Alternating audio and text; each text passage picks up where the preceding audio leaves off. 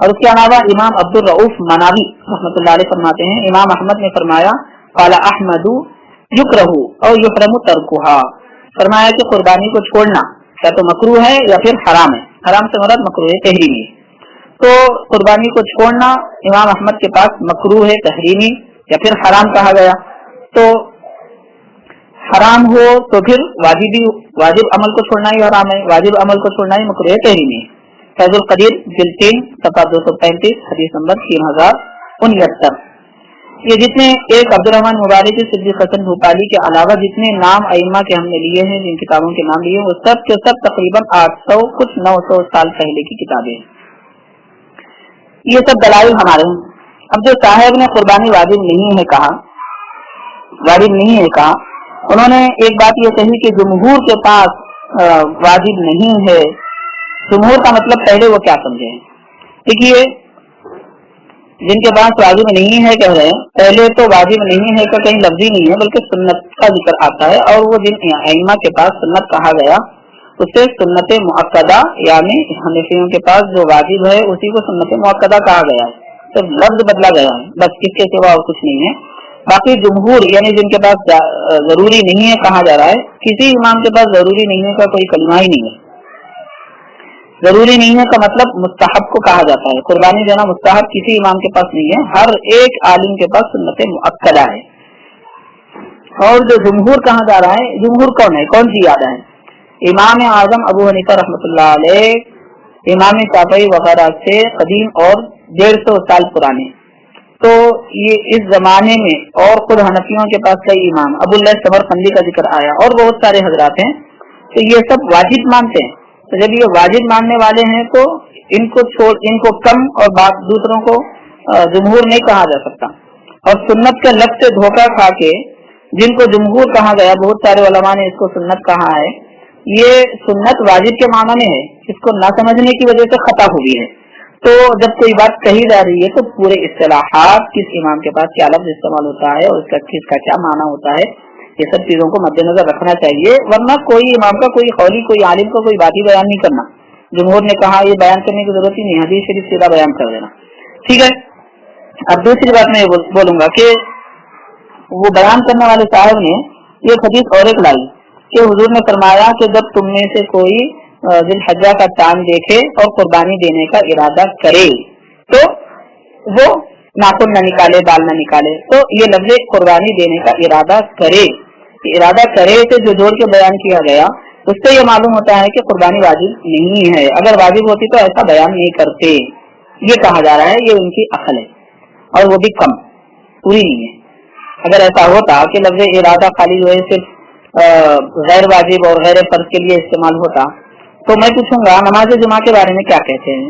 سارے ائمہ کے پاس نماز جمعہ فرض ہے، سب کے پاس فرض ہے، قرآن شریف میں، احادیث میں اس کا حکم آیا ہے۔ دیکھیے نماز جمعہ کے لیے حضور پاک صلی اللہ علیہ وسلم کیا فرماتے ہیں؟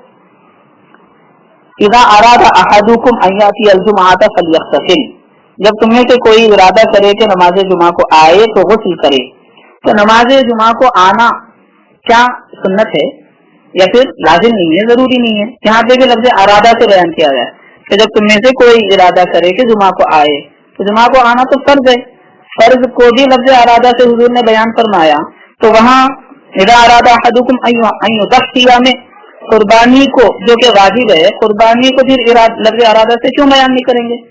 یقیناً وہاں پر بھی اس سے واجب مراد ہے اور یہاں جمعہ سے فرض مراد ہے، لیکن یہ لفظ ارادہ سے جو ارادہ کیا گیا یہ ارادہ غلط ہے، یہ ارادے کو صحیح کر لینا چاہیے، اس معنی کو صحیح کر لینا چاہیے۔ میں نے ابھی جو جمعہ کے متعلق اذا ارادہ کے الفاظ ہیں وہ حدیث سنائی، یہ کہیں اور نہیں ہے، مسلم شریف میں ہے، حدیث نمبر 1988۔ اور ایک جگہ بھی آیا ہے، دیکھیے کہ سارے علماء کے پاس یہ بات متفق ہے کہ ہر ایک ذمہ دار آدمی پر لازم ہے کہ وہ اپنے ماتحت لوگوں کو برائی سے روکے، اچھائی کی بات کا حکم دے۔ باپ پر لازم ہے، ضروری ہے، واجبات بلکہ فرائض میں داخل ہوتا ہے کہ ان کی صحیح تربیت کرے اور اپنے ماتحت لوگوں کو اچھی بات کا حکم دے۔